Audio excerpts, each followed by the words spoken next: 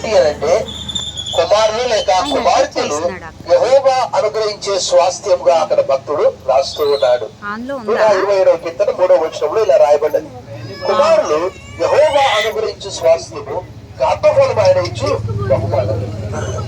So దేవుడు ఇచ్చినటువంటి బహుమానాన్ని మనం ఏం చేయాలి, దేవుడి కొరకు మనం ఎలా పెంచాలి? మనందరికీ తెలుసు, బైబిల్లో ఉన్నటువంటి వీరందరూ కూడా గొప్పవారు కావడానికి గల కారణం ఏంటంటే వారి తల్లి, వారి తండ్రి. వారు అబ్రహాము కావచ్చు, ఇస్సాకు కావచ్చు, యాకోబు కావచ్చు, వారి పిల్లల్ని మరి అప్పటికైతే లేఖనాలు లేవు, అయినప్పటికీ కూడా వారు చాలా జాగ్రత్తగా. ఫిలిప్, నువ్వు కూర్చో ఒక చోట, డిస్టర్బ్ చేయవాకు. అయితే లేఖనాలు ఏమని తెలియజేస్తున్నవి? మరి మనం ఇప్పుడు ఏం చెప్పగలగాలి? చిన్నపిల్లవాడికి మనం ఏం చెప్పినా అర్థం కాదు. మనం పొందుకున్నటువంటి రక్షణ అంటే ఏంటి? అసత్యంలో నుండి దేవుడు మనను సత్యంలోనికి నడిపించడము, చీకటిలో నుండి వెలుగులోకి మనల్ని నడిపించడము, మరణంలో నుండి జీవంలోనికి నడిపించడము. అంటే మనమందరము కూడా ఆ రోజు ఇశ్రాయేలీయులు 430 సంవత్సరాలు ఐగుప్తులో బానిసలుగా ఉన్నప్పుడు దేవుడు వారిని బానిసత్వం నుండి ఇనుపకొలి నుంచి విడిపించారు. అందుకే ఆ పస్కా అక్కడ వారు ఆచరించారు. మరి ఈ రోజు మనమేం ఆచరించాలి అనంటే, మన పిల్లలకు మనం చెప్పవలసినటువంటి విషయాలు ఏంటి అనంటే, అయ్యా మనమందరం పాపులము, బైబిల్ తెలియజేస్తున్న రోమా 3:23 ఏ భేదము లేదు, అందరూ పాపం చేసి దేవుడు అనుగ్రహించబోయినను పొందలేకపోతున్నారు. For all have sinned and come short of the glory అనే మాట రాయబడ్డది. सबने गुनाह किया और खुदा की जलाल से महरूम है.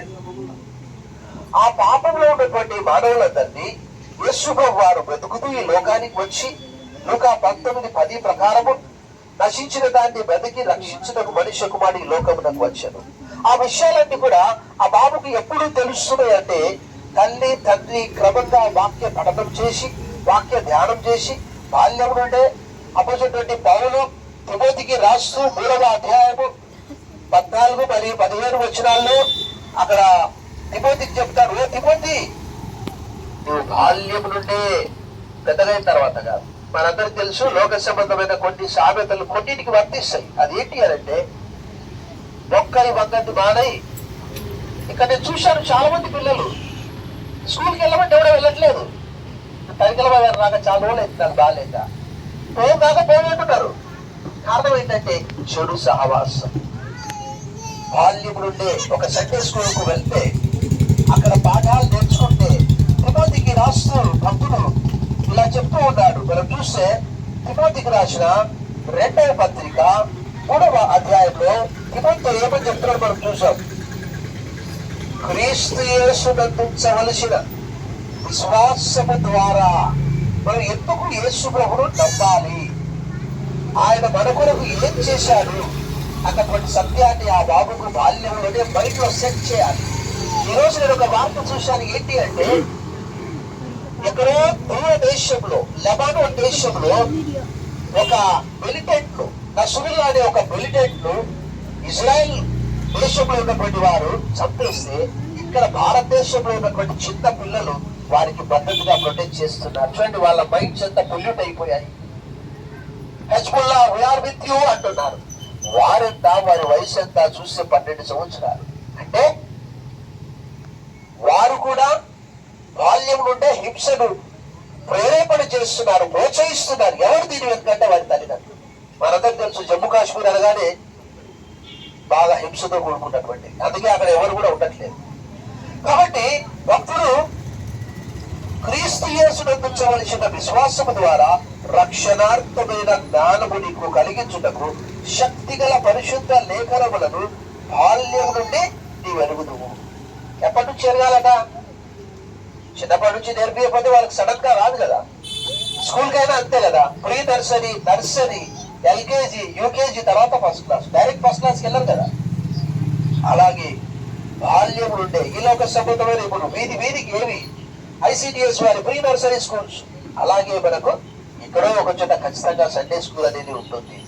అది ఏ వీధిలో అన్నది కాదు, ఏ చర్చిలో అన్నది, ఎక్కడైనా క్రీస్తుని గురించిన పాఠాలు ఉంటున్నారు. ఏంటి అంటే పిల్లలకు నేర్పించవలసింది యేసు క్రీస్తు వారి లోకములకు మనందరి కొరకు వచ్చాడు. ఆయన శిలువపై చనిపోయాడు, చనిపోయి సమాధి చేయడం తిరిగి లేపబడ్డాడు. ఆ విషయం వారికి ఎలా చెప్పగలము?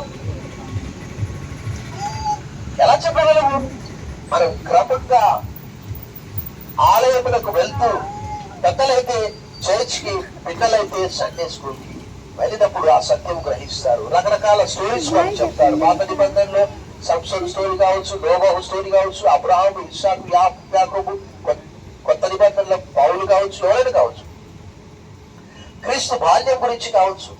ఆయన బాలుడిగా ఉన్నప్పుడు యేసుక్రీస్తు వారు యెరూషలేములో వెళ్ళి అక్కడ కూర్చొని ఆయన ఎలా ఎదిగాడు. యేసు జ్ఞానవంతు, వయసునందు, దేవుని దయ్యందు, మనుషుల దయ్యందు వర్ధిల్లుచుండననే మాట ఆయన కూడా బాల్యాన్ని అనుభవించాడు. ఆయన మానవుడిగా ఈ లోకంలో జీవించాడు, జన్మించాడు. చివరికి మనందరి కొరకు ఎబ్రీ పత్రిక 2:9 ప్రకారం అక్కడ రాయబడ్డ మాట, ఆయన మనందరి కొరకు మరణాన్ని అనుభవించాడు, మరణాన్ని వచ్చి చూశాడు. ఆ విషయం వారికి తెలిపినప్పుడు వారు చెడు మార్గంలో నుంచి సన్మార్గంలోనికి రాగలరు. అది కేవలం పూర్తిగా తల్లిదండ్రుల బాధ్యత. ఒక వ్యక్తి గొప్పవాడు కావడానికి తల్లిదండ్రులే ముఖ్యమైనటువంటి పాత్ర. ఎందుకంటే స్కూల్లో ఉండేది కొంతకాలమే, కానీ ఇంట్లోనే ఎక్కువ సమయము